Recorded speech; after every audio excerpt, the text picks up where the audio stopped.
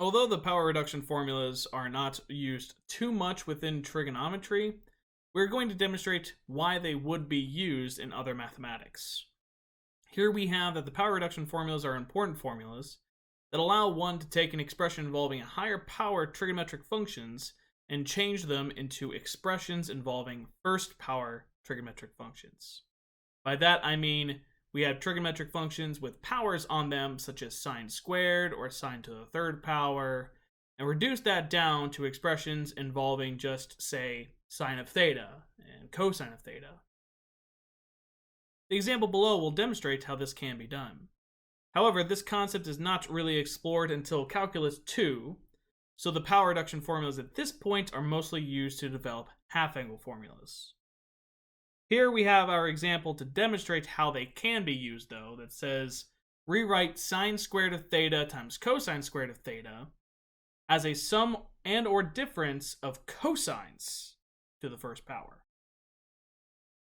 To do that, we have sine squared of theta times cosine squared of theta. The identities that we are going to be using here are the power reduction identities. Power reduction identities for sine squared and cosine squared.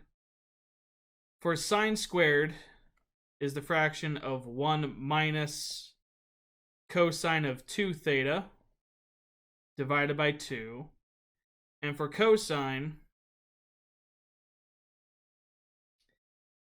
squared is 1 plus cosine of 2 theta divided by 2. These are the identities that we're going to be using here.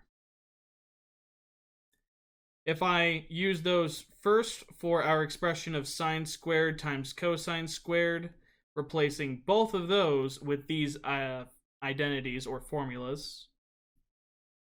Sine squared I'll replace with 1 minus cosine of 2 theta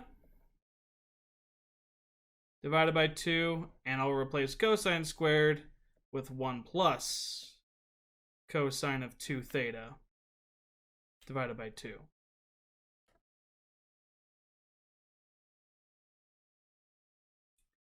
Now, overall, this is going to be a fraction divided by 2, so what I'm going to do is I'm going to factor out that overall fraction of divided by 2 times divided by 2, or the fraction of 1/4.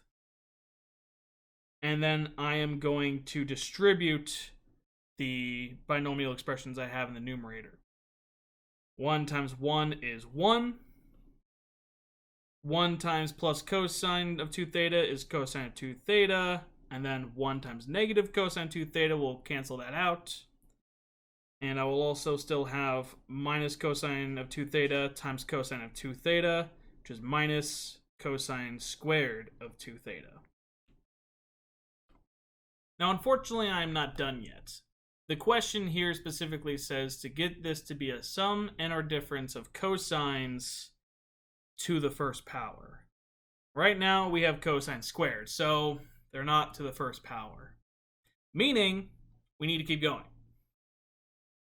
I have cosine squared, so I still should be able to apply that second power reduction formula in order to simplify this. If I do that, I can replace the expression of cosine squared with the fraction 1 plus cosine. It would be of 2 theta, but it's multiplying the angle measure that's already there by 2. So this is now going to become 4 theta. 2 times 2 theta. And that will also, again, be divided by 2.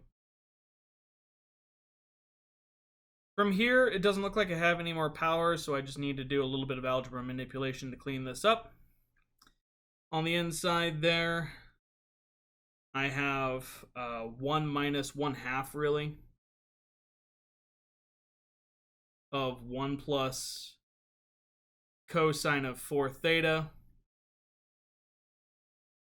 Or, if I multiply that through, 1/4 minus 1/8 times 1 plus cosine of 4 theta. And then if I do the final distribution of that 1/8, I'll have 1/4 minus 1/8. So that will be itself just 1/8.